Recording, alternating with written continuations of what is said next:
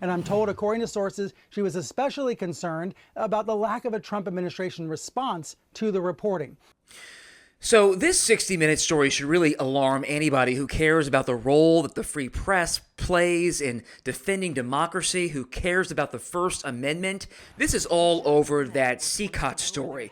60 Minutes correspondent Sharyn Alfonsi had secured interviews with multiple inmates who the Trump administration sent to that notorious prison in El Salvador.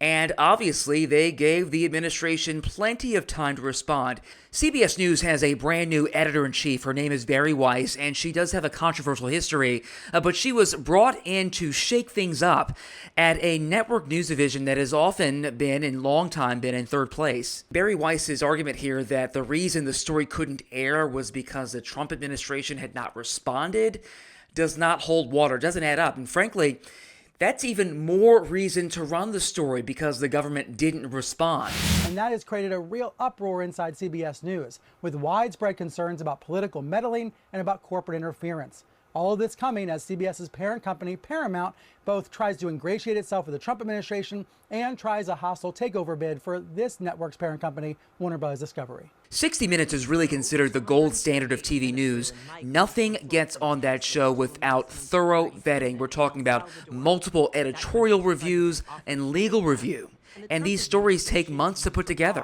Here's what Alfonsi had to say after it was revealed that the story would not be airing this past Sunday, despite the fact that it had already been promoted as being on the show as early as Friday. She said, quote, "Our story was screened 5 times and cleared by both CBS attorneys and Standards and Practices." She said in a note, a copy of which was obtained by the New York Times. She said, "It is factually accurate.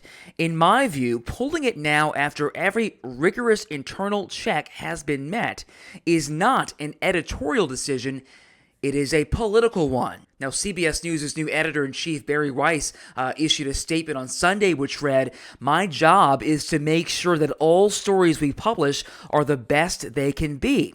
Holding stories that aren't ready for whatever reason, that they lack sufficient context, say, and that they are missing critical voices happens every day in every newsroom. I look forward to airing this important story when it's ready."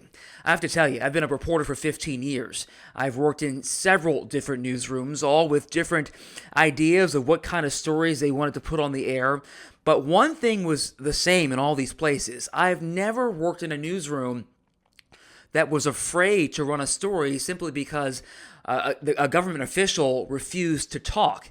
And again, like I said, that is even more reason to let the public know what exactly is going on. Here's what Brian Stelter had to say on CNN.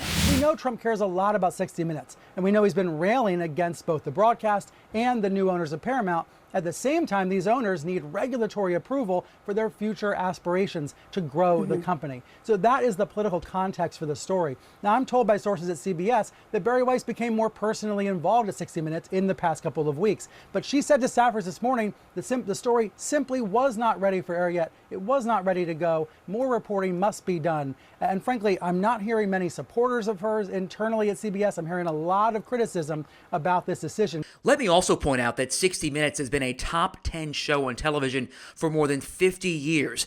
That is an incredible achievement. I don't think any other show has ever achieved that, and I think the reason for their success is their editorial independence. Viewers have come to expect tough, rigorous, investigative journalism on that show, and frankly, no other show has been able to achieve that kind of success. Whether 60 Minutes can ever recover from this, that is an open question. But what I am encouraged by is the fact that the public is paying attention. They see what's going on at 60 Minutes and CBS News ever since Skydance took over. And one thing that legacy media really has to understand is that you've got to respect your audience. And that goes for whether you're on YouTube or CBS. And this move to pull that story at the last minute is clearly not showing respect for the audience.